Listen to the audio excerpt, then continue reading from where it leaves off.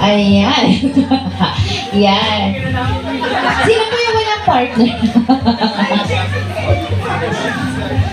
Yes, dito ma'am. Para may space po. Ayan. Okay, sige. Guys, wag po kayo mag-alala because of our space, wala pong sasayaw. Okay?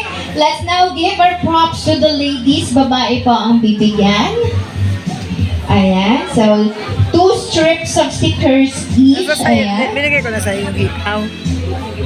Okay, 2 strips. Okay, babae po muna ang tagahawak ng ating magic stickers. Okay, so guys, makinig tayo mabuti dahil bagong-bago po ang ating game. Ang tawag po sa game na ito ay Battle of the Brains. Taray.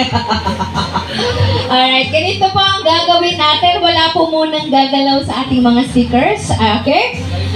Bibigyan po namin kayo ng 2 minutes para magdikit ng stickers sa inyong mga hobbies or male partners. Okay?